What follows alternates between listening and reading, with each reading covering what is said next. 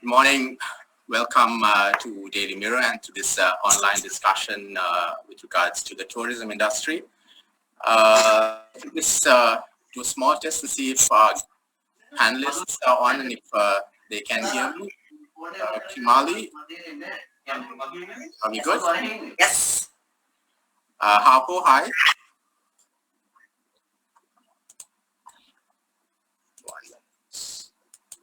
Harpo, I think you're muted. Okay, can you hear me now? Yes, can hear you. Good. Dilip, hi. I can hear you. Hi. Okay. And Mahen? Yeah, I can hear you. Great. So a very good morning to you. Welcome to this online session hosted by Daily Mirror, where we hope to discuss the way forward for the tourism industry in Sri Lanka. As you know, the industry has taken a severe beating as a result of the coronavirus pandemic. We have had 3 waves, and now there's also talk of a 4th wave. So in today's discussion titled Tourism, the Way Forward, we look back at the impact the pandemic has had on the industry, the current state of the industry, and the way forward. Just a reminder that this discussion is being live streamed via the Daily Mirror website, on Daily Mirror Facebook, and also on the Daily Mirror YouTube page. Today we have an elite panel to discuss our topic. Let me introduce you to our 4 panelists. Taking part in the discussion today is Kimali Fernando, the chairperson of the Sri Lanka Tourism Development Authority. Good morning, Kimali. We also have Dilip Mudadenia, representing the Hotel Association of Sri Lanka. Good to have you, Dilip. We also have Harpo Gunaratna, president of the Colombo City Restaurant Collective. Hi, Harpo. Morning. And also Mahen Karyavasam, the immediate past president of the Sri Lanka Association of Inbound Tour Operators. Morning, Mahen. Morning. So a warm welcome to all of you. We also have a number of people following this discussion from the hotel and travel sector, as well as the media. Those of you who are joining us via Zoom, we will be taking your questions later on. If you would like to pose a question, please click on the raise hand option, and we will give you the opportunities to speak. For those of you following the discussion via Daily Mirror, the Facebook page, you can also post your questions as a comment, and we will pick your questions and pass it on to our panelists. So let's get started. To kick things off, I would like to invite our 4 panelists to make a brief opening statement. Firstly, let me invite Kimali Fernando, chairperson of the Sri Lanka Development Authority, to share a few words. Kimali, over to you. Thank you so much. Thank you for the opportunity. As you know, last year, March, the airport was closed for international travelers. And January this year, we opened after a pilot project. We opened on the 21st of January for international travelers with quite strict regulations indicated by the Ministry of Health. Now, without looking too much to the past, but looking at today, the government is on as most of you know, that we are on an accelerated vaccination program now, with about 5.7 million vaccinations already given. If you look at the population of Sri Lanka, which is about 21.9 million, the intention is, the plan and the action is to have 50% of the population, basically 30 years and above. That's about 11.4 million people to be vaccinated by September, right? So the government's plan is that 100% of Colombo will be vaccinated actually this month, and Western Province to be vaccinated by August. So this is significant because it will give confidence first to our Sri Lankans and also to the international traveler going forward. So that's basically how that works with the vaccination, and I think that's a game changer for all countries, not only Sri Lanka. Of course, as you know, some countries we have banned ourselves, like for example, India, South America, South Africa, we have banned. There are some countries who have actually said, do not travel kind of to our country as well. So we hope that with the vaccinations that we would all together as an industry can convince those governments as well to permit us to have tourists coming over to our country. With regards very quickly to the health guidelines, the health guidelines are evolving and it's changing, and trust me, a lot of work from myself and my complete team has been taken to coordinate with the health authorities.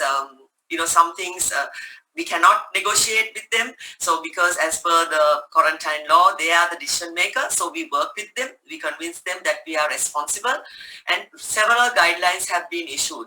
Now, for example, event management, we are still negotiating how to assist them, including I spoke to one of the key stakeholders in the industry recently. So we are trying to assist them. Still, there are, now the 7th of July, there was a new guideline, but still there are some constraints with regards to PCR tests done for vaccinated passengers. We are aware of those constraints. We are working on them. Kids having to get the PCR test done, this is another constraint. So we continuously sort of follow up on them and with them and try to, we also have to act responsibility, and then only we gain the respect. So it's both ways. Visiting sites, there's a challenge with regards to where you can visit and so on. We are working with the various stakeholders. Not everything is within the decision making or jurisdiction, if you like, of tourism. So we need to coordinate when wildlife is willing to open and so on. CCF has already informed us when they will open. Financial support, lastly, before I hand over, is that I've been working with the central bank and so on with regards to moratorium and so on. It hasn't worked as well as we wanted it to, because the decision making is with the banking system, but we continue to have a dialogue. Several benefits and support was given, but it's not enough considering what the industry has gone through to 2019 to 20 with the COVID. Perhaps maybe I should also add that looking forward, we are looking forward to Sri Lankan Airlines is going to launch a buy one get one free soon together with the industry for majority of the flights that they're going to operate, excluding Russia. And would be for foreign passport holders. They would roll it out gradually depending on which countries are open. So for example, Germany, they would roll out, Middle East, some countries they would roll out. So gradually roll out to some of the other countries. So the industry stakeholders are working to come up with kind of a package so that when they do finalize that, we would together with them launch that. With regards to returning Sri Lankan diaspora, we believe is another key market now with the relaxed somewhat relaxed health guidelines from the 7th of July. We believe that the return in Sri Lankan expats would be really valuable. For them, they spend a lot, they stay longer, and so on. And of course, the Russia, CIS countries who are willing to travel, able to travel, who don't have a lot of options at the moment, except Maldives, I think, because Indonesia, Bali, Thailand, Philippines are limited openings. And lastly, Air France, which you all know, is thinking of flying to Sri Lanka in November. Also, French market is important. Actually, they brought in about 100,000 tourists to Sri Lanka. That's about almost 5%, 4.5% of tourists. So those are areas, you saw in the media today about digital nomads. That's a cabinet paper which we did.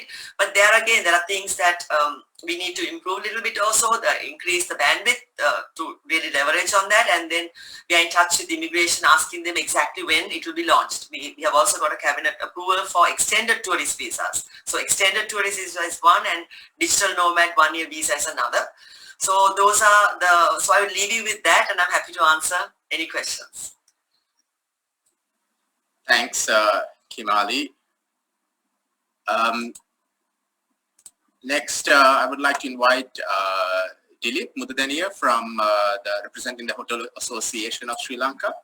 Dilip, if you could share some thoughts. Yes, thank you, Iswaran and the Daily Mirror for giving us a chance for the inviting Hotel Association to have views as one of the leading associations in the country. So I would approach this in 3 ways. I think The one, when you're looking at the reopening strategy, obviously we need to go out there and ensure that we promote the country in respective country markets, which has an appeal, etc. Second is basically looking at the on entry protocols and the local logistics and the arrangements that actually has to be arranged from the time of airport arrival, going to the respective sites, the transportation, make it easy and make it more convincing for travelers to come in. The relaxation is also good. It has to be relaxed to a point where people will feel it that it's actually good enough to visit. The third point is basically from the members' perspective as well, what we are going through in terms of the hotels. So as you know, any destination has, when you're promoting tourism, we call 4 A's. Those 4 A's have to be in place. The first one, we call it the amenities. The amenities means that you need to have various activities which goes along with the destination, maybe dining, maybe excursions, maybe sites, etc. The other one is basically the attractions. The attractions needs to be there in the destination for people to visit and see. There can be man-made attraction or they can be even natural attractions. Then the third one is accessibility, which is basically people have to come. Being an island nation, people should be able to come easily to the destination. And the fourth one, which I'm going to stress a little bit, is the accommodation. So those are 4 A's that one should have in a destination. So we need to ensure that all 4 A's are actually in place to a manner in which is conducive for them to travel. So where the accommodation is concerned, as you know, Sri Lankan hotel sector has gone through a huge amount of challenges, starting from 2019, the East Bomb attack, and then later on, when we were about to come up with that, again, the corona came in, COVID-19. So as a result, currently, it is very important that the representations have already made various discussions with the government to restructure the debt that we have, so which includes basically requests that in the waiver of the interest for the 3 years starting from 2019 going about 2022 financial year, complete waiver of the initial the interest that we have for all the loans, existing loans. That's number one. And number two is that we also have estimated amount 350 billion rupee loans that have been dispersed by various commercial banks and the government banks to the private sector, to the leisure sector. And this needs to be restructured and in various ways. So that needs to take place in order for us, the hotels, to come back and promote and then actually be actively involved. The third one is that these hotels, as you know very well, all the hoteliers, we also will know, when you close down a hotel for 2-3 months, forget about 1.5 to 2 years, obviously it will actually add a lot of maintenance costing to that. The hotels have been closed for nearly a year and a half now, and there's a lot of maintenance work that needs to be done. There's soft refurbishment needs to be in place. So in order the destination to be actually a little bit of higher end destination, or at least to command a premium to service the formal sector, we need this amount of support that needs to come in to look at kind of a soft loan scheme as well for the hoteliers. So these are 3 things that parallel to all this, we have to look at it, because it's, as I mentioned, the 4 A's are important to the destination, not only the accessibility, not only the amenities, not only the attractions, but the accommodation sector as well. So having said that, the Hotel Association members are actually also the members who are paying a lot of taxes in the formal sector, and we're also adding a lot of value to the employment creation, as well as the backward integration of the economy in terms of buying vegetables and various other backward integration with the rest of the areas of the economy. So this is something to look at it in the first place. So second, I think I mentioned, which is covered also about the overseas promotion that needs to be done in a more organized manner, where actually we can move into the key markets. Chairperson mentioned about France, the Air France coming in, the Russian market charters that are coming in, so we need to aggressively be there as well. And then of course the keeping in mind the responsibility as well in terms of the relaxation of the local guidelines that are there for tourists, which have been greatly appreciated so far, the steps that have been taken, and there are a few more to be adjusted. If those can be done, I think we are ready to a great year ahead and to move on from there. Thanks, Dilip. Thank you so much. Next, I would like to open the floor to Harpo. Harpo, I think you're muted though. Yeah, okay. Can you hear me? Yes. Hi, good morning, and thank you for Daily Mirror for inviting the CCRC Association to be a part of this very important panel discussion. And what I like to emphasize here is, I'll very briefly tell you, I mean, everybody knows what has happened to us for the last, from 2019, that the industry is crying about it, like Kimali said, let's try to keep the past, keep it behind now and move forward. But yes, from 2019, we had a big impact on the restaurant industry, and that took about till November it really started picking up for us, and then of course March it hit us again. But as an industry, we are a body of about 55 to 60 people now who are part of the association. And obviously, one of our cries have been for the last 1.5 years is the problem that we have had is the restaurants have been shut down, and we have had a huge impact on jobs, plus cash flows, which I'll be very honest, and also being able to, for our staff to adjust accordingly, because also it will be very traumatic for the staff going through all this thing, and COVID-1, COVID-2, COVID-3, we have maneuvered ourselves out knowing what we didn't know what COVID-1 was, what it was going to be like. But luckily we have learned a lot, and through failure you learn a lot of new things, so we are happy to be able to learn to manage a lot of things, from cash flows to dealing with suppliers, to dealing with landlords, to dealing with staffing, as I said before. But these things are new to us, and we have managed to cope with it.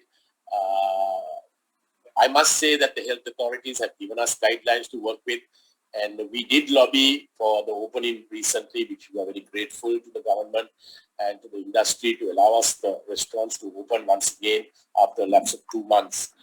And we had to make an appeal because, we were going into dire straits actually, because, it was too much for us to cope up with. And now we see people coming through.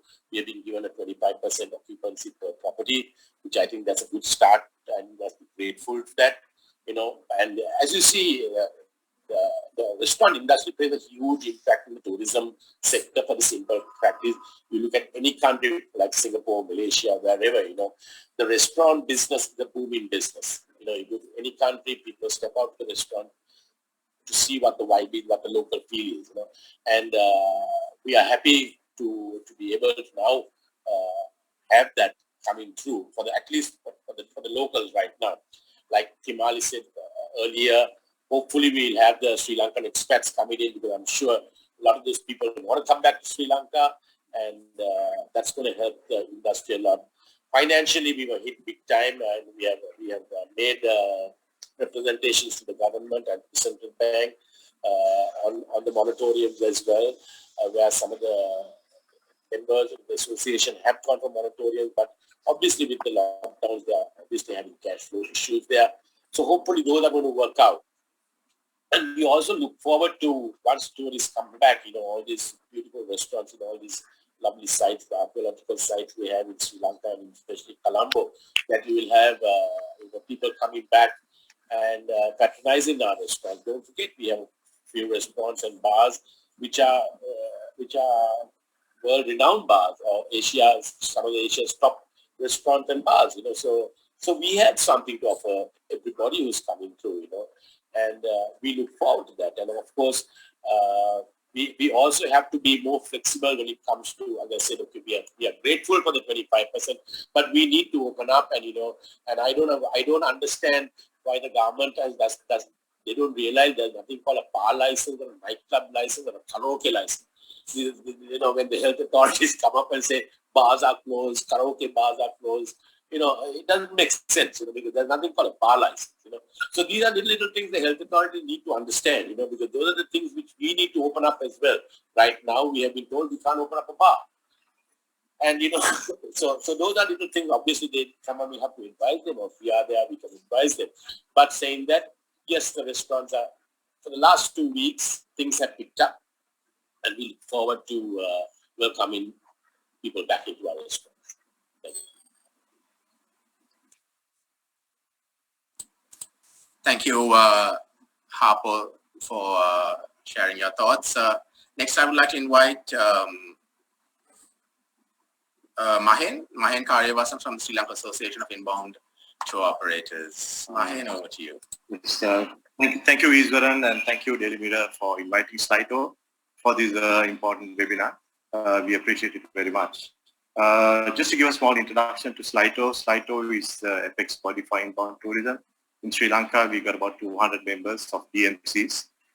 We also have an alliance with the One Industry, One Voice, which is an association of about 15 trade associations together, where we come in for our common issues. Slito engages around 11,500 people in our industry directly. And of course, we have 3 million people depending on tourism in the country altogether. And it's a $4.5 billion industry for the country. At the moment, our major issue, one of the major issues we have is the sustainability of our industry. We are very thankful to the government for extending all these moratoriums and other credit facilities. The minister himself has taken a lot of initiative in this regard, and also the chairperson of SLTDA, I must say. But of course, we are expecting that we could have a credit line to sustain ourselves going forward, because we don't see a growth where we can come to the figures of 2018 back again for the next 1 year to 1.5 years. So it will be difficult for all our members to sustain ourselves if we don't have a credit line with some kind of grace period to come up for the next, let's say, 1.5 to 2 years. So we are looking forward for that. There's a lot of talk going on about it with the central bank and with the other banks, the world banks, and all these financial institutions. That's one. The second point is, I would say, we have to also develop a positive perception among the locals, because at the moment, the locals unfortunately has the idea that tourism brought COVID to Sri Lanka. Unfortunately, this is a big issue at the moment, whereas it was not. We had about 17,000 tourists that came between January and June, and out of which only around 120 cases were positive, and there was no anyone who got into the society or something like that with COVID. So this is another thing that we have to make people understand. I know Sri Lanka Tourism is going on with the campaign. We as Slito also has started a campaign to educate the local people the importance of tourism into the economy. Going forward with the promotions and also with the guidelines, I must say we should have a more friendly guideline system, the methodology of making a booking. At the moment, we have a little bit of a cumbersome system where a person who wants to visit Sri Lanka has to first log into the ETA, then he has to give us a number, and then we have to go make a hotel booking. That's okay. Then we have to make the payment in dollars for the 2 PCR tests to the SLTDA, and then they have to confirm to immigration that the client is booked and he has the money for the PCR and the insurance has been received. And all this process takes about 2 to 3 working days. So, yeah, and it doesn't work in the weekend as well. So we have a lot of issues like that. So I think if you have to attract more people into the country, we should have a more simpler way of doing things, where we could pay directly to the hospitals, which is much cheaper as well for a DMC to do that, and a much quicker way to do it. And I think this PCR test, we are very happy the health department has relaxed last week the PCR regulation, the protocol regulations, but we still see that the fully vaccinated traveler has to do another PCR after 7 days of his journey into Colombo. So he does 1 PCR before he checks into the aircraft, 1 on arrival, 1 after 7 days, and 1 on departure. And in some countries, like Russia, for example, you have to do another PCR when you get back to Russia. So I think these kind of steps have to be erased. And I think we have to recognize the international vaccine certificate when people come into the country, of course, keeping in line with the priority being the health of the local people. But I think a lot of things have changed, a lot of things are evolving. So I guess going forward, we have to look into this, and also to have, as Chairperson was saying, I was very happy to hear that some of the sites will be open soon. The wildlife parks, the Anuradhapura Candy Temple and so on are closed at the moment. So I hope this will be open going forward, because at the moment only Polonnaru and Sigiri are open on Monday, Wednesday and Friday. So I think it's difficult for us to promote a country when we have such a lot of regulations. So we need to ease all these regulations. And I would urge the SFTD also to be more friendlier towards the DMCs and the industry, rather than trying to control everything. For example, if I have a client going from Colombo to Kandy, we have to send an email. We have to inform him what time he goes to Kandy, what time, where will he stop, and so on. I think all those things are now not necessary after the vaccine process has come and the locals have also been vaccinated. We are very happy also to know that the locals in the industry are also being vaccinated right now as we speak. So that's a good sign. So I think we have to go and we have to make it more friendlier for the client to come, because a client coming all the way, spending all his money, wouldn't want to be locked up in a hotel or locked up in one place without moving. So I think that is another crucial point. The last thing is, of course, the minister has initiated some special promotions. We are very happy that Sri Lankan Airlines has come on board offering the buy one, get one free initiative. We are waiting for confirmation from the Hotels Association about the same facility and other cultural triangle and safari parks and so on. So I hope that will get off the ground. That will be operative maybe for 1 or 2 months to give some incentive for the traveler to come in. So let's hope. And Air France coming in 3 times a week from November also is a positive sign. So little by little things are opening up. So we hope that things will look brighter in the coming months. But it won't be a big influx altogether. It will work out very slowly, I guess. Thank you.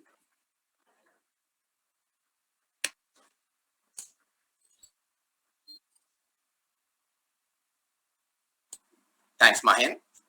Thank you to all our panelists also for their opening remarks. Just a reminder, I see a lot of questions already popping up on Zoom as well as on Facebook. We will be taking your questions in a few minutes. But before that, I would just like to maybe get into a small discussion with our panelists. And if I may ask you, Kimali, about some of the comments that were made so far by our fellow panelists on maybe easing the system in the future, making it more comfortable for tourists to come into Sri Lanka and enjoy our facilities. Is that something that that the Tourism Development Authority and the Tourism Ministry is looking at? Actually, we need to first understand the reality. This is a health pandemic, so the decision, how many PCRs, quarantine period is decided by health. And I think that sometimes we get confused. So the health will tell you, I may not agree with all the PCR tests, but that's the regulation that health tells us, okay? So for example, if you're a vaccinated passenger, today he has to do, before he comes, of course most airlines are asking for that, then on arrival, which is I think fine, but then they're asking for 7 days. And that's a challenge because the client has left your hotel after 24 hours. So where do you find the client? So we have addressed those with health because it's impossible even for us as to monitor that. So first, we have to understand health makes the guideline on a number of PCR tests, and we are the messenger, so don't kill the messenger. So point 1. With regards to PCR test, what do we have to pay before, and why can't we pay the hotel, the hospital, and all this kind of a question, is that as per the health guidelines, a PCR test costs and insurance costs is a pre-requirement to get a visa. It's in the health guidelines, okay? So health guidelines says you have to get X amount of PCR tests and insurance for $12. At the moment it's $12, right? So that's a requirement of the health guidelines. Then how do we as regulator implement it? We can't just say, oh, no, somebody likes to pay rupees, somebody wants to do this, somebody likes to do that. No. That is the first point. Second point, that so that has to be very clear in everyone's mind, right? So we did not say that we want PCR test paid before as a visa requirement. So how do you do the visa requirement is that you have to book your hotel wherever, whichever method you wish, whether it is online, whether it is a travel agent, whether it is hotel directly. We do not get involved. All we are saying to the guest is with the bio bubble concept I'm talking, is that if you're vaccinated or not vaccinated, you apply for your visa, and a prerequisite of your visa is that you should have paid for PCR tests and insurance, and booked a hotel in whichever manner way you want to book it, right? So when we got the Safe Travel stamp from the World Travel Council, the guidelines we gave, that's one of the reasons we got that even before Maldives. We were awarded the Safe Travel stamp because of the travel bubble concept. Now the good news is, of course, with the vaccinated passengers, they can leave in 24 hours, right? So they can leave in 24 hours. So then after that, they are like you and me. They are part of the community. With regards to not vaccinated passenger, they will continue to have to remain in the bio bubble, right? With regards to the dollar, why are you charging dollars and why not rupees? That is again because they have to pay for that before they come to Sri Lanka. It's part of the protocol, okay?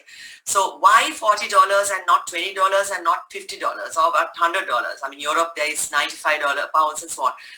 It is because we had the Honorable Minister, we had a meeting with all the health authorities, that is who are authorized labs. There were at that time 5, and they were quoting all sorts of rates.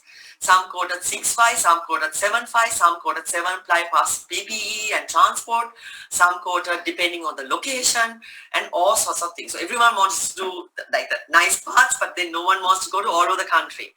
So with the Honorable Minister's leadership, we agreed with and also the Health Ministry officials were also there. The Health Ministry official actually specifically in charge of the private laboratories was there, and then it was discussed and agreed that we would charge $40 because it was roughly at that time the exchange rate was about 7,500, right? So we organized that. Then we got relevant board approvals, and we have got relevant secretaries. I mean, our secretaries' approval to do that. Right? So it is not something it's like a figment of our things that we just decided some figure and did it. The advantage there is that then therefore everywhere in the country, because then the tourist applies. I can't say if you are going to Colombo charge $32, if you are going to Kandy charge $38, if you are going to Norelia charge $40. It's not practical for me, right? So we have to give one rate, and the exchange difference, appreciation or depreciation. Currently Sri Lankan rupee is depreciating. So there is a balance, but if it appreciates or depreciates, the balance is kept in a fund in our institution, not that any of us are taking it and going home.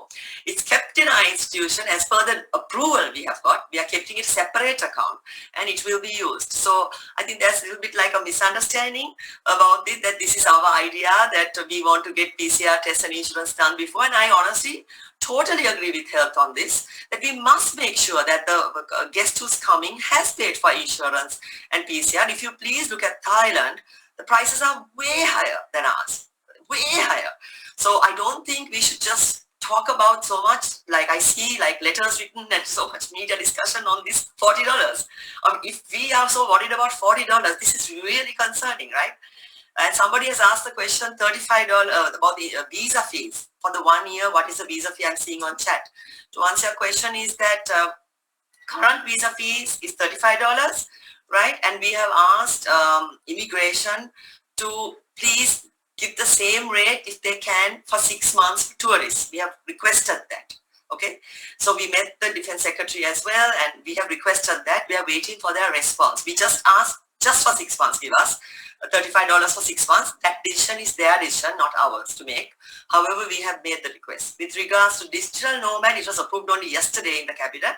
So we still don't know what immigration will charge for the 1 year visa. The moment we are informed, we will for sure keep the industry informed. Are we, Kimali, are we also looking at the option of allowing fully vaccinated tourists coming into the country without undergoing quarantine? Yes, absolutely. That's what I also think so. But am I the DG Health? I'm not.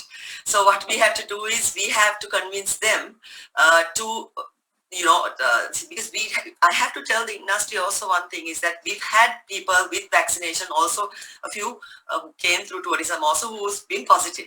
Not a lot, but it has happened. So what all health is asking for is that we should do a PCR, I mean, what's on the flight is a flight airline requirement also, but arrival PCR, I think it's important to do. Okay, so I also agree with them, but the only one I'm not quite convinced is the one that they're saying to do on the 7th day, where the guest is in the community. How do we as the regulator even find them? We don't know where they are because they are part of the community. So that's actually, we've written to them about this and spoken to them, met them.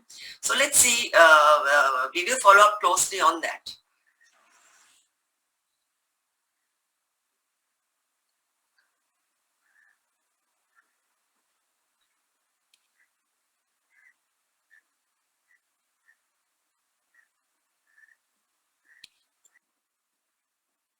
Sorry. Dilip, thanks, Kimali. Dilip, I was wondering if I can switch over to you, if you are there. Yes. You know, with the pandemic, we saw a lot of hotels depending on the local tourism industry. You know, we had the hotels were trying to sustain with local tourists. Is this something that was, you know, somewhat viable or fruitful for the hotel industry?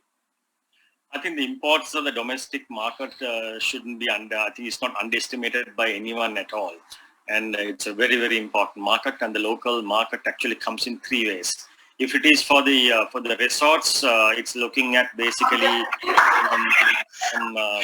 three areas. The resorts mainly coming from the leisure traveler coming on the weekend. If it is the city is concerned, it comes in more corporate, as well as your non-resident food and beverage guests. Those are the three things that basically we are looking at it, where the impact of the local domestic travel is concerned. And this is very, very important. But whether this is enough, no, this is not sufficient, especially when it comes to resort hotels. We have to run all 7 days with a certain amount of decent occupancy. In most hotels, the local segment that is going to give about 20% of the revenue in a good year. But that 20% is coming is very, very important in terms of revenue, in terms of to have the high occupancies on the weekend, etc. So it's a market that, you know, we should pay attention to. It's a market that we should actually develop and then take special care on it. And there's a lot of research that has come in. Some of the local domestic travel has shown some interest in that, you know, once the tourist comes back, they'll get a bad treatment from hotels, or they will be neglected again. All these deals will go out. I think those are very valid concerns that, you know, every one of us should address. And this is, 20% of the segment of any business is significant. And I think that's remain as an important element, but it is not enough to sustain our business. We need both domestic as well as international traveler. And Harpo, I mean, when it comes to restaurants as well, I know I visited down south recently, and I found that some of these restaurants were also saying that, you know, without foreign tourists, although we are not, you know, putting aside the importance of the local tourism industry, without foreigners, that, you know, they just can't sustain themselves. I mean, is there something beyond that they need to start looking at now? See, it's a very good point, because I think it's a good lesson for all of us to learn from this whole pandemic as well. You know, when you put your eggs into one basket, and when that flips, you have a problem, right? But I like what Dilip said before. You know, before the pandemic and during the 30-year-old war, what did we depend on? We depend on the local tourists. And don't forget, during that 30-year-old war, there were a lot of investments also coming into the restaurant industry. I mean, I'm saying personally, I know a lot of restaurant people invested heavily during the 30-year-old war, you know, and there were tourists coming through. But what has happened was, when the tourism boom started happening, you know, most people put their concentration on tourism per se, you know, foreigners. And after the Easter Sunday attack, we suddenly realized we are too dependent on them. And the local economy runs a lot on the local people. You see, it's not only the person at a restaurant, it's the guy who's selling a family outside his restaurant, or the guy who's selling eggs, or the guy who's doing a ride to one of the tourists in a spy shop. You see, so I think it's something that we always must be aware of, is that we shouldn't put our eggs into one basket when it comes to tourism. You know, we should spread it equally amongst amongst the locals as well. Don't forget, the locals this time, you know, were not able to travel overseas. You know, even last year. I mean, there are quite a few numbers of locals who travel overseas during the summer vacations, with their children, they go off to Europe or wherever. But I mean, obviously, the people who had the cash didn't know where to spend it this time. So they moved into all the hotels, took up villas, took up various locations in the country, and obviously that injection of money coming into the hotels helped a lot. Like, you have to pay for maintenance, salaries. If you close your restaurant, even your maintenance cost is so high. See, it's like the restaurants. If you close the restaurants down, when you come back to open them, it's costing you a lot of money. And where do you get this money coming from? Because you are shut down. There's no income. Of course, yes, we were fortunate enough to deliver. The restaurant business did delivery, but that was just to keep your head above water and pay your staff a bit of salaries or whatever, just to keep them also going. Because don't forget, it's the personnel who keep this industry going. It's the staff who keep our industry going. And without our staff, we are nobody. You can invest big hotels and do so many things. If you don't have your staff to serve, tourism is not going to take off. And what we have to understand, a lot of the people are moving out of tourism because they have not had work for 1.5 years. A lot of people are finding new jobs, doing their own thing. So we are going to have a HR crisis also when it comes to moving forward, because our trained people are moving away. Once Europe or once the Middle East opens up or once Maldives open up, most of our staff will travel overseas for jobs because they are financially hit. So you're going to have that issue as well. I think the HR aspect of the tourism thing is also hugely important. So like what you asked me was, yes, I think we should not only depend on tourists. We should be able to market ourselves to the locals as well. That's my thinking.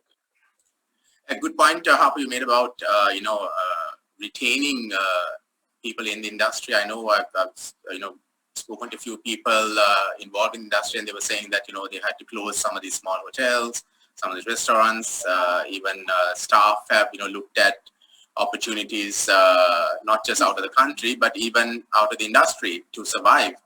And that's true what you said. If you look at even in the US, in Europe, even big chains like McDonald's and them are finding it difficult to find people, and they're actually doubling their hourly wages now. So it's not only here; it's been felt right down the globe that people are moving out, and your service charges are dropping big time. Because you don't forget, a lot of the staff depend on big service charges. So after 2019, that took a big impact on their purse. Most hotels are giving service charge. Restaurants and hotels easily average over 50, 60, 70,000 rupees. Now for a doorman to get a service charge of 75,000 rupees is a lot of money, and they have based their lives, their education, the children, all on that.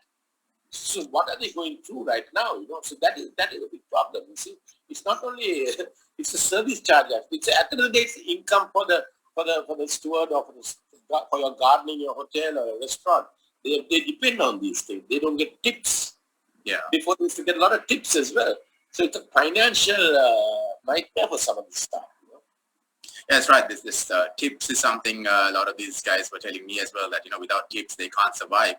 Mahen, how do we look beyond this? How do we look at retaining hotel employees, restaurant employees and staff for when we don't have tourists coming in, at least at the moment? Is there something else? Yeah, actually at the moment, even we DMCs also have the same problem. I think most of the staff who are working in the DMCs, like I said before, have left the trade and gone and joined somewhere else. So we will have a difficulty when we start up again to recruit experienced people. I only hope that we will not have to import trained people for the industry in the future. So we have to retain them in the industry. But to retain that, we need the support from everyone, especially from the local tourism, the domestic tourism as well, to patronize our establishments and to go forward. Coming back again on that, what Kimali was telling about the PCR test. I mean, I don't know why we have to pay in dollars. because the legal currency of the country is rupees, as you all know. And most of 90% of my members are from the SME sector. So they don't have a dollar account, or they don't have, because we get paid from the client only after the client arrives, and perhaps in some cases when he goes back. So we don't have the dollars in stock to go beforehand and pay for the PCR and so on. Whereas if we go directly to a hospital, we could pay in rupees and we could get a receipt and submit it to the SRTDA. And this is a much simpler way and more way. So I think that's why I said we need to have some protocols which are more friendly towards getting in people. Now, I was told yesterday that we are opening a flight to Russia, the Moscow, Sri Lankan Airlines. We have not got any bookings as yet. But why have we not got any bookings? Because our protocols are too strict. I mean, nobody's going to come on holiday and have the 4 or 5 PCRs done, especially the Russians, if you have to get that market. Because at the moment, I think it's only the Russian and the CIS market that we can think of, because the rest of Europe is shut for us, because we are also in a red zone country, and some countries don't allow them to travel to us, or they have this quarantine when they go back. So we have to take this opportunity and try to see whether we can push the Russian market at least for the coming few months. But then again, we have to speak to the health authorities. Now you take the apparel sector, for example. It's one of the #1 sectors here. And I mean, they get everything they want. They go and talk to the health authorities. They get everything, that people are immunized, and they get all the facilities they need.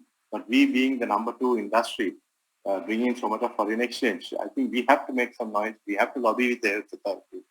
And of course, I must say the health authority guideline doesn't say that we have to go and pay the SLTDA. It says that you have to pay for 2 PCR tests, but it doesn't say where or what. So as long as we have some proof that we have paid, I think that's good enough to convince the people to get them into the country. It should be an easier way. The methodology should be changed. I think an easier way to get the people into the country.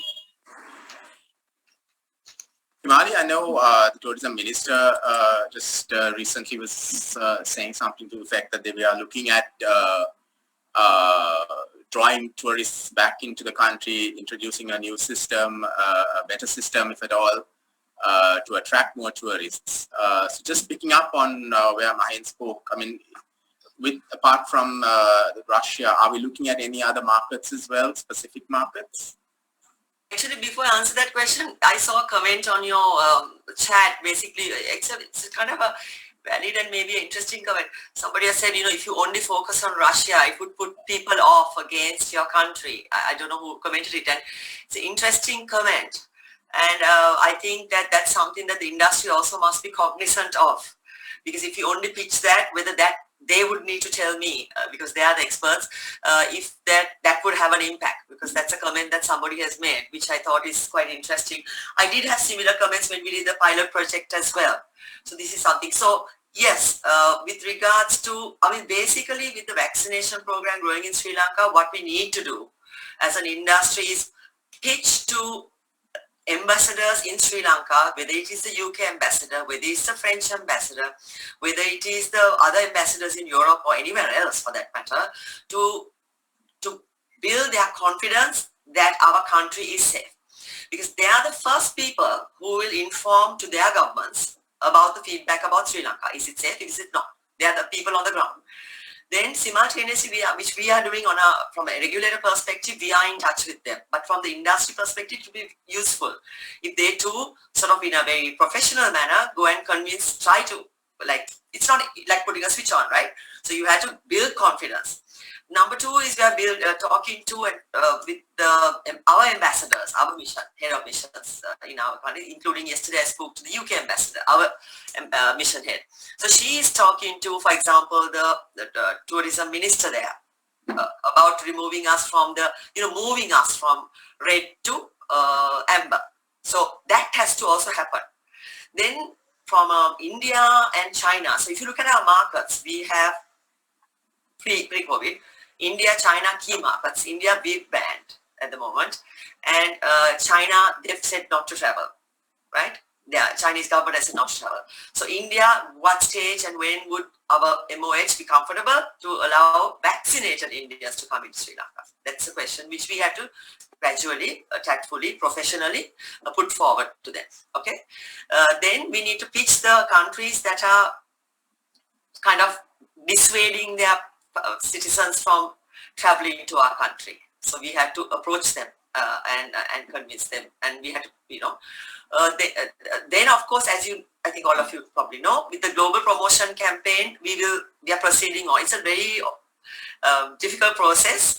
It's very quite time consuming, and it's not like in private company. So there's a long process involved. So that process is moving on in terms of, so Russia, for example, is there, Germany is there, the France is there, UK is there, Australia is there, Middle East, India, China. Okay, those are the main first markets, and then there are secondary markets. So we will proceed with that. We have also going ahead with international. It's very expensive, but just to be there, to have our advertisement for a month or two, not long because we can't really afford it, is to go to international sort of CNN or BBC or Al Jazeera, just to be there, because we noticed that, for example, Maldives is there on and off. So I think on and off we also need to be there. So we are doing social media on one side, like never before. The huge increase in social media in terms of the following up. So we are using that because it's cheaper also, and to get a bigger reach. So we sponsor a lot of advertisements, even the hotels and anyone who's doing anything good, we sponsor those, and in those countries. And so social media is one. We did the live streaming as well. Then the global promotion campaign, which I just explained. Then the get one, buy one free, that whole campaign. Then Russia, which we discussed. And then we have the Sri Lankans returnees and the France, which is also important. But I did notice that in France, the vaccinations that they allow, very specifically France says that there are particular vaccinations only they will allow. So I'm not sure whether what we have given is permitted by them. So these are things that we need to work with them. Before I move forward, I'd just like to remind all our participants, if anyone wants to raise a question from our panelists, you can click on the raise hand option and we'll take your question. And you can also post a question on Facebook through the comment option. Kimali, about these promotions, I know we did this even soon after the second wave, was it? Or the third wave, where we did a global promotion. We had an event in Colombo as well, before we opened up for tourism. Oh. And then we had another hit as well. I mean, while we are targeting and while we are doing all these promotions, do we have, or are we at this time around looking at putting in a system in the event we're hit again, and since there is talk of a fourth wave, what do we do next? How do we, I mean, this is something that we have no control over, of course. I mean, COVID is something that, it's not something that you and I can control, but then how do we deal with this? I mean, we didn't do a promotion as such. What we did was on the 20th of January, what we did was we said, we are opening the airport, because the airport was closed since March last year, 2020.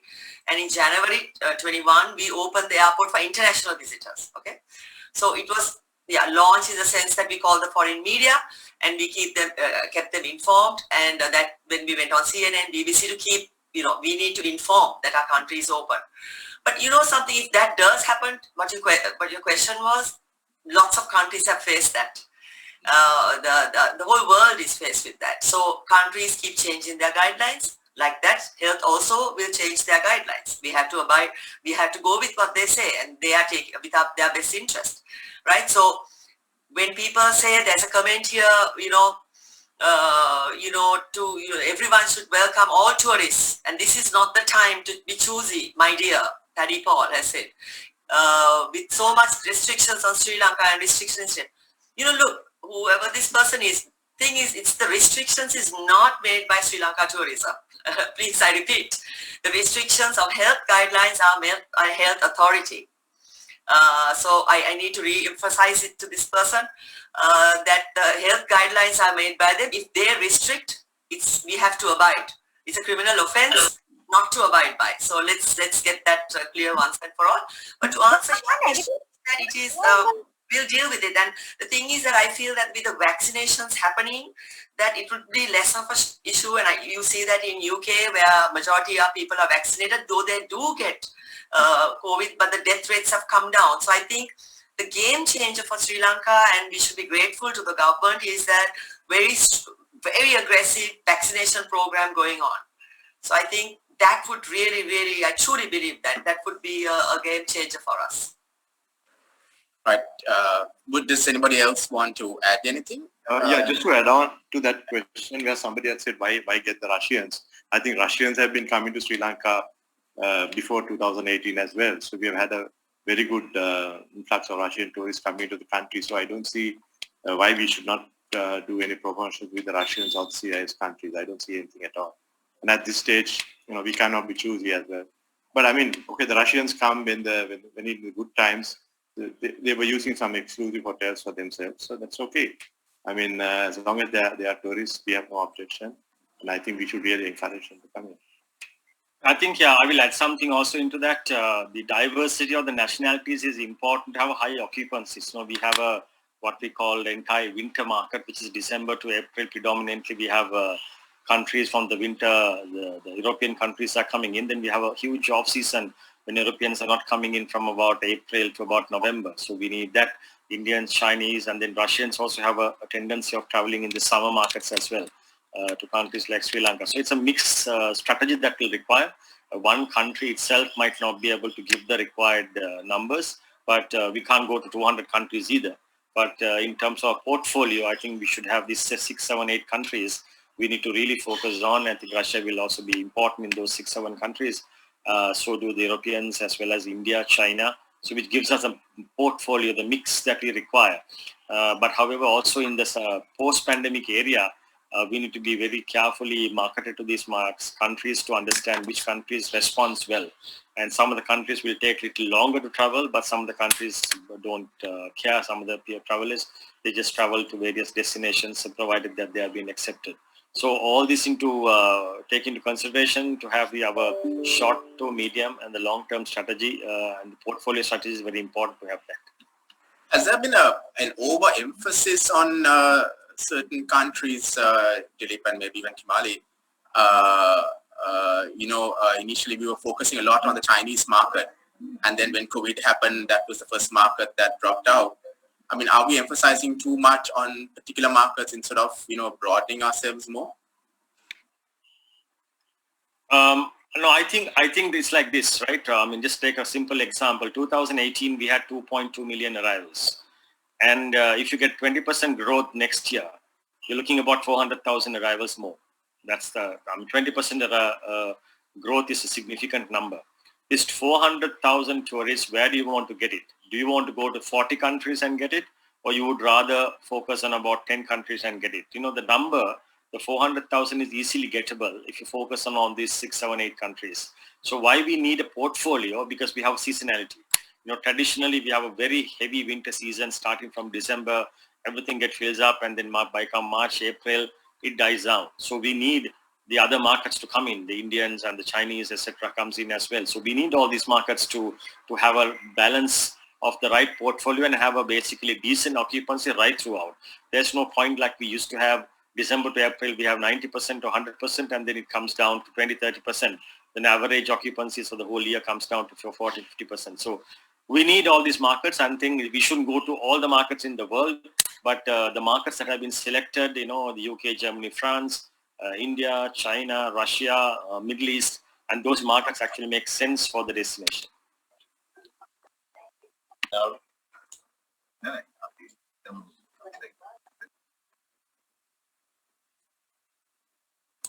Harpo, you want to add something? Yeah, you see, Himali was talking about the vaccination thing, which I think is very important.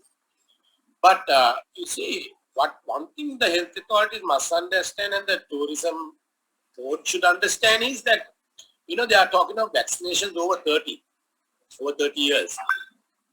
Don't forget, there are a lot of people working in the industry, the restaurant industry and the hotel industry, who are below 30. So what happens to them? So where is the confidence for people to come into a hotel when your steward or the barman is less than 30 years of age who has not got vaccinated? So I think that's very important that we emphasize the fact that the tourism industry per se, the staff, frontliners, are vaccinated. They are even above 18 years of age. That is a very, very vital thing for any local or foreign or anyone. That makes it a very, very valid point. Otherwise, you're talking of below 30. It will happen at some point in time, but if you're opening it up now, once the borders also open up and, the locals start traveling into various areas of the country, it's very important that we fast track the people who are below 30 who are in the industry.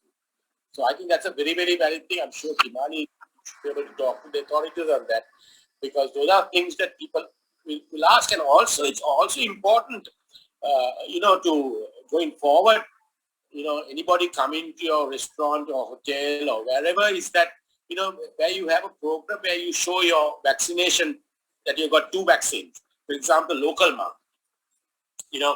When you enter a restaurant or hotel where it's a requirement at the reception that you say that you have got your 2 vaccination. So that makes a lot of the confidence factors build in on that. So it's important that we bring that aspect also into the restaurant. I think in the hotels as well, that there is a clear thing that they have been vaccinated, and that there's some proof or QR code or whatever showing that they have been vaccinated. I think that's very important to look at going forward. Kimal, you want to say anything on Yes, that? actually, I know you're a vaccinated. Yes, Hapwa is totally right. Totally agree with him. Anyway, what has happened is that the 30 and above is a plan which will be completed. Then every Sri Lankan would be get at least 1 dose. Every Sri Lankan will minimum get 1 dose. With regards to, of course, the essential services, all that, they are getting whatever age. The garment industry is also getting whatever age, irrespective of if they're 21, 22 or whatever.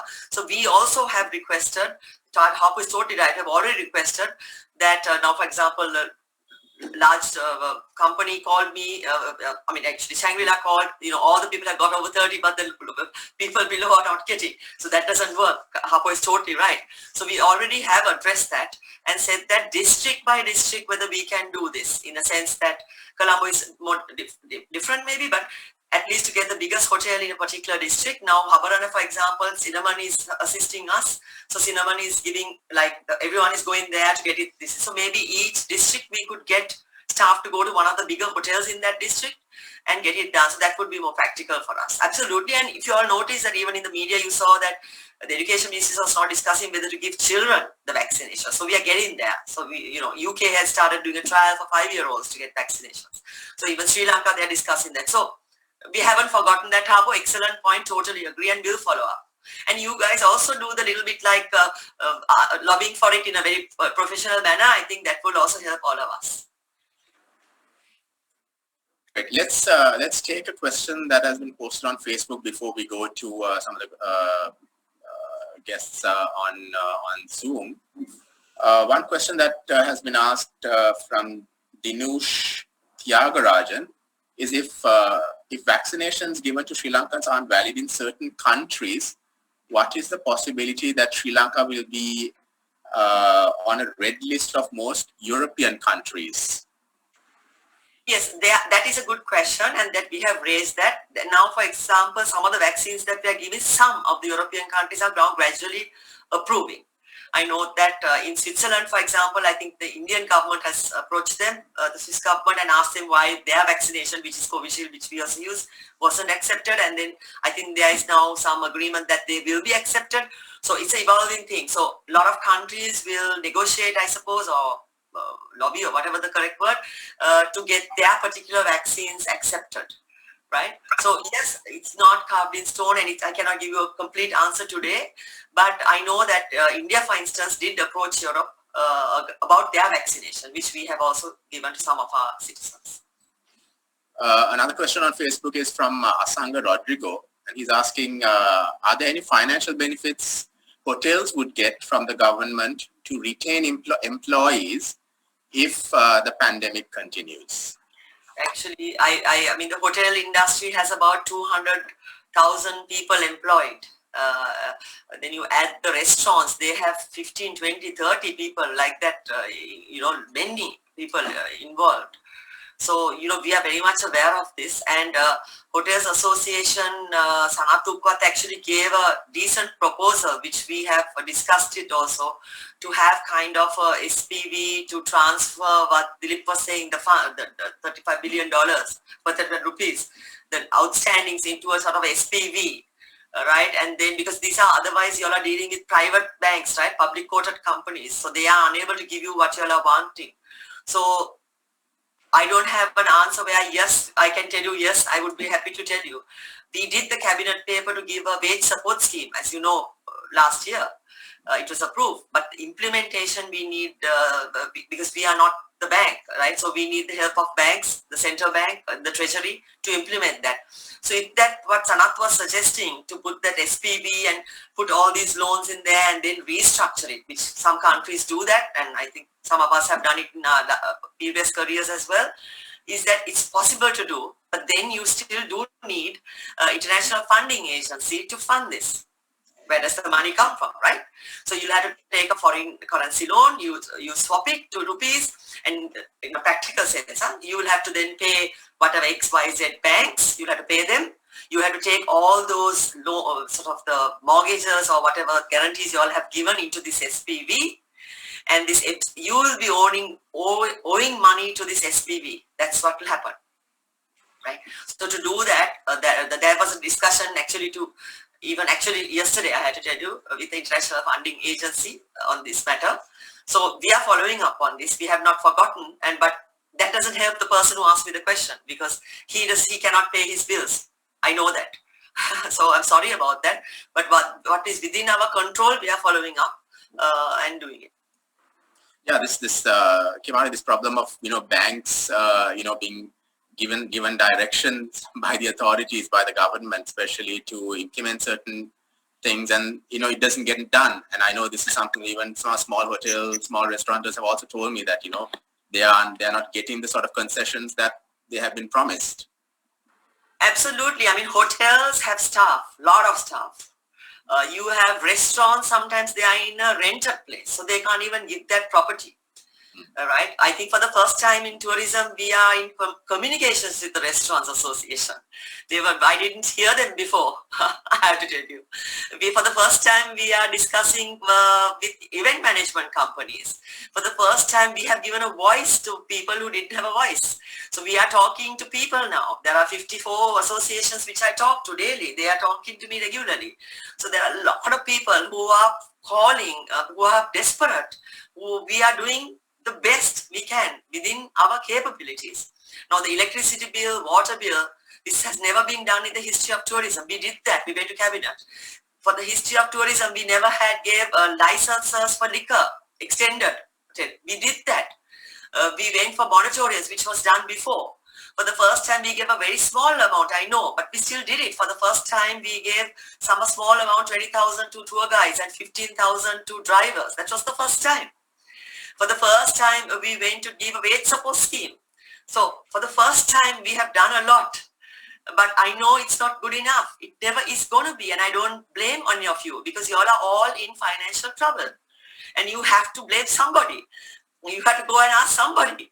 So we understand your pain. We are with you on this. Trust me, we are on your side, and we speak like what you are doing in the industry when we go for these meetings. Trust me, we are the torchbearer. We fly the flag for you, to whether it's for the health, whether it's for financials. We do, right? So be assured about that. Let me just take a question that popped up on our message on Zoom. ICTA is supposed to assist in providing an electronic QR-based vaccine certification for those who have received their vaccines. Is this happening? Yes, ICTA is making a passport like but I think Harper mentioned before. They are doing that, but we haven't got any details on how they're going to do it and all that, but we will be informed when it's finalized how we will implement it.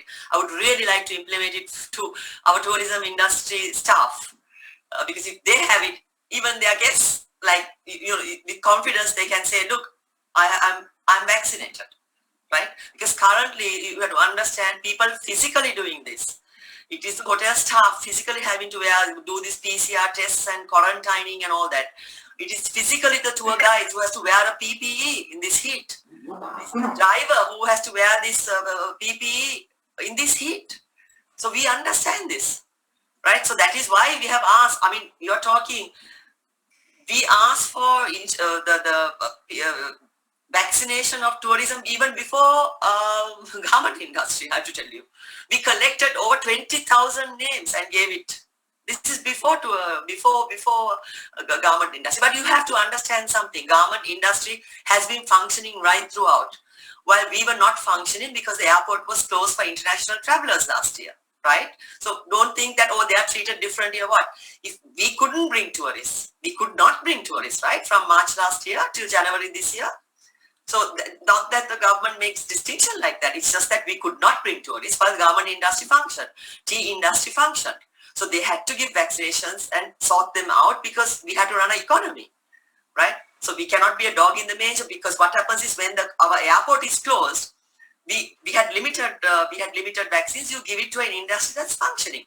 But now the airport is open, and as you know, in Hambantota the first vaccination program started, and now it's going to Habarana and everywhere else, right? So if you tell me that if we can have our vaccinations and we do it ourselves, fantastic. But that's not the way it works. There are different ministries, there are different line agencies. So those line agencies make those decisions. We can request, we can ask, we can demand, we can lobby, right? So, but they make the decisions. So, but we are following up on it. Like you said, Kimali, it's the health authorities who make the decisions. And I'd just like to ask maybe Harpo and even Dilip and even Mahen, if you all feel that the health authorities are not really consulting you all when it comes to making some of these decisions. I mean, Harpo, you were talking about, the bars being closed, nightclubs being closed and all that.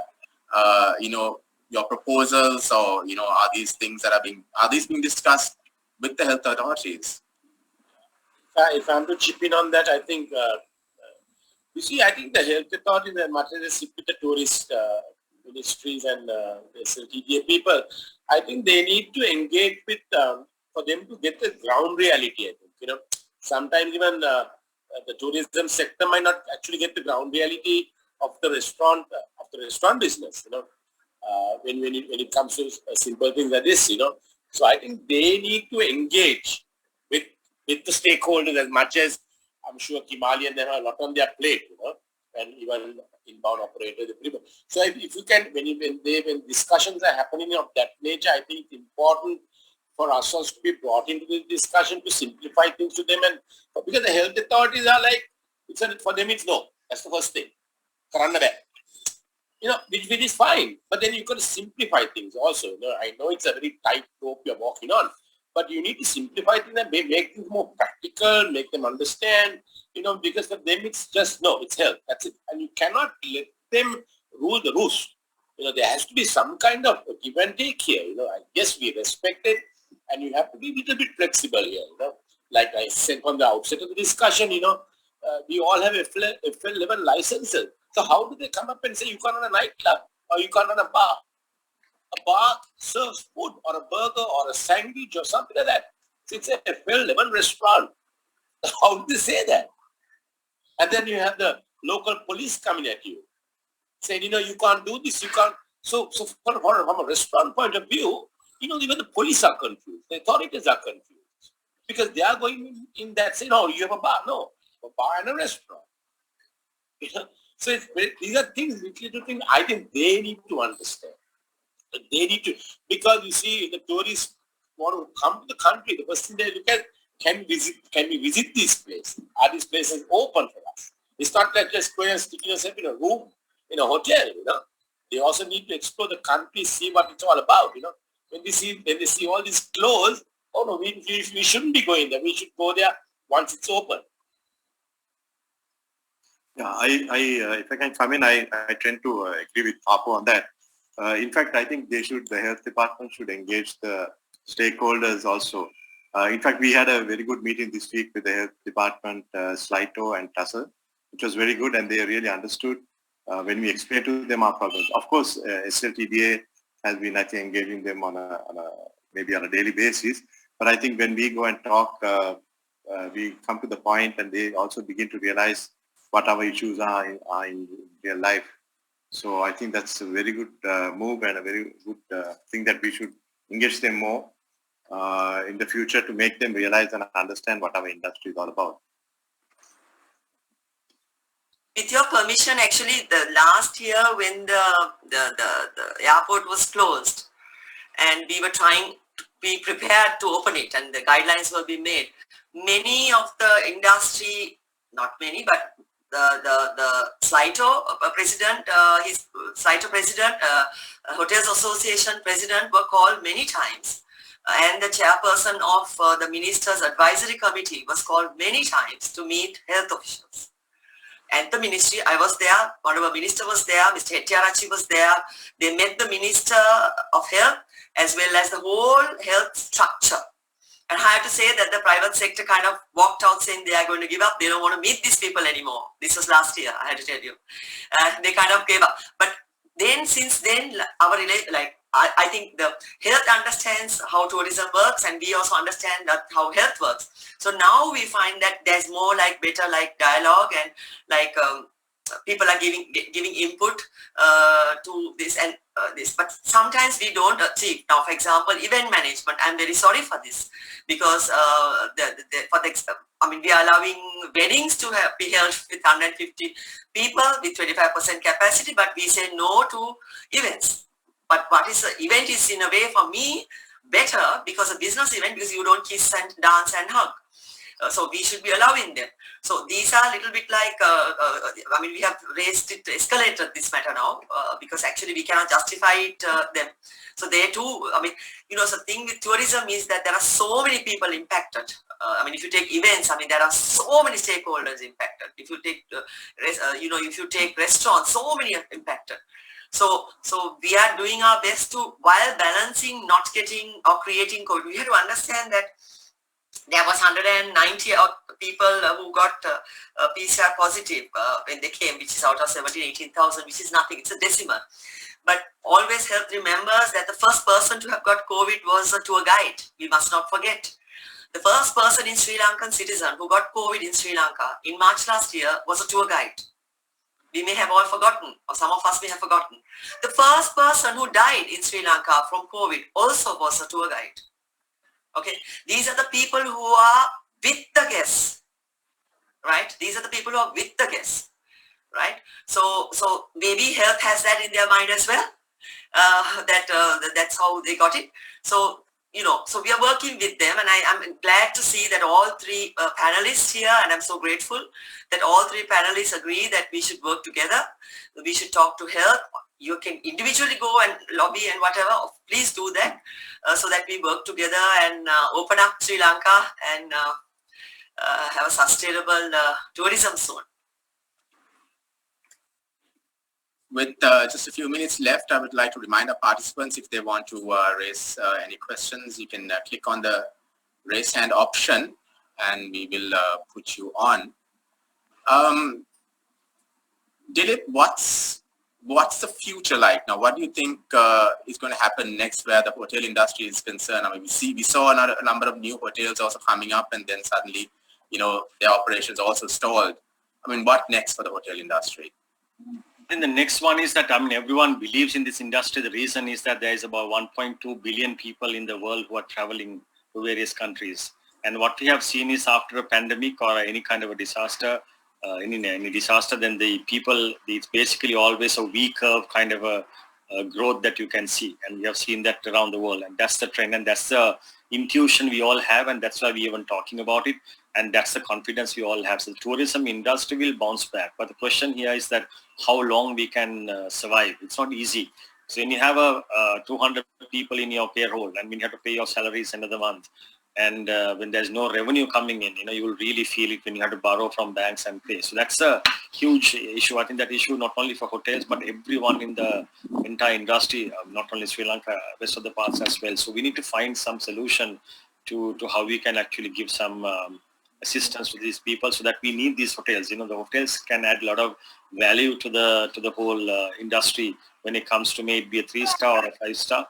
It can always actually add that little bit of nostalgic reasons for people to visit. So it's very important to safeguard that industry, and also we have over 200,000 people employed. So to maintain that is very important. So looking at the future, realistically, it's very difficult to predict anything. All the predictions here has actually gone wrong. We had scenarios 1, 2, 3 months, 6 months, even WTO predictions have really not really work. So it's very difficult to predict. That's what is the reality is. But it's quite obvious that, in this year we will not be able to expect a huge recovery as we predicted in 2021. So the prediction is basically when we go back to the pre-COVID area, we're looking at about 2023. 22 would be something which we can come out, but we don't know what's going to happen on the fourth wave, or there's another variation, lambda, or whatever you call it. And we don't know what variations to come in. So the issue here is this pandemic is not over yet completely. So in that scenario, what is the strategy that we're going to have to survive is something very important to understand. And I think everyone in the industry, may be a hotelier or DMC or a service provider, has pulled all their strings and all their resources to survive. And some people have sold their properties, some people have sold their vehicles. So it's a very serious situation. And recovery is not, I wouldn't expect the recovery to come this year completely. It will be slow and it will take time. And also it's very important that, unless and until we have a conducive visiting environment, people do not want to visit as well. Now, for example, geographically, Maldives is an example that we can take it. They are slightly better off because islands are isolated, but they have and policy. You see the numbers coming into Maldives. But then unfortunately, Sri Lanka doesn't have that isolation process, separate islands. So on the other hand, health authorities also may face an issue of complete relaxation. But without that relaxation, it's no matter how you do promotion, people are going to come to people are going to work on it. But in the recent part, what has happened in the last 2 weeks, relaxation is a right step in the right direction. And if you can, we will have some positive outcome coming in. But the wait this time is going to be longer than we expected. Since we're almost at 12 o'clock, we might have to end this soon. Any closing remarks? Maybe we can start with Harpo. And I think we all need to work together. I think the more we are together, the more ideas come together. We shouldn't alienate ourselves, and I'm happy that SLTDA has got so many associations together, which I think is very, very important. Like Kimali said, every day they are learning new things, and that's the only way forward. I mean, from what we have gone through over the last 1.5 years, I think we have come out stronger in our own businesses because we have learned a lot. We have taken things for granted too much as well, and it's new things we are learning. So I think the industry, what has happened is that we all come together as an industry, which I think is the greatest thing out of COVID. And I think we have to stay positive. And the more positive we are, better things are going to happen. That's my parting line to all of you guys. Yes, if I may also, I agree with Harpo. We have to be united. We have to work forward. We have to change the perception about tourism among the locals as well as we go along. I think the unity is the most important thing. And also, maybe we should talk more with the SLTDA to see with the health authorities how we can bring down these guidelines and the protocols to a more friendlier way, a user-friendly way than the way it is right now. Thank you. Dilip, do you want to say anything else, or shall we move on to Kimali? Yeah, I think, fully endorse. I think working together in all the stakeholders is only way forward. I think we should have this dialogue and discussions quite often, and then use our all context and the strategy and the minds together to come out of it as we have done that in the past. Kimali, Thank you for the opportunity. I totally agree with all the panelists here. Let's work together. Let's do it. Don't think that we are alienating you or not. It's not at all. For us, we are looking to bring foreign exchange into the country. That is the goal. That is the ultimate goal. Whether it is any country, whether it is wherever you come from, that's our goal. We are working on several initiatives, which is on the travel app. We are working on sustainability issues, which I don't have time to tell you, but maybe another time. We are working on experiences with the line agencies, and there are several areas that we are working on. And I think I appeal to also the industry stakeholders, try to get younger generation also involved, who are doing a lot of experiences, whether it is kite surfing or whether it is all these experiences. I think that we need to incorporate, get them involved in the digital side of things, and embrace digital, because that's the future. I know we have to charge online travel agents going forward for the taxes, but we need to embrace them because they have amazing reach. And the government came into power looking at a people-centric economy. Most of our industry, 75% is SME really. So they are, most of them, working with online travel agents as well. So travel agents, don't think that, Mahen, you made a comment, please be assured, I want to work with you. I want to work with the Hotels Association. I would like to work with Restaurants Associations and all the associations, because for me and for my team who work very long hours, for us success is when tourism comes in and when Sri Lanka gets US dollars into our country. That's what for me success. It doesn't matter who brings them. Okay, so please be assured you have 100% commitment to make you all succeed. Thank you so much. Thank you, Kimali. Thank you, Harpo. Thank you, Dilip and Mahen. Thank you for taking time and joining us for this discussion. Thank you to all our participants who joined us via Zoom, as well as those who are following on Facebook and YouTube. We hope that the industry will pick up very soon. We hope that things will get back to normal. A big thank you to the Daily Mirror team working behind the scenes to put on this, put this production together as well.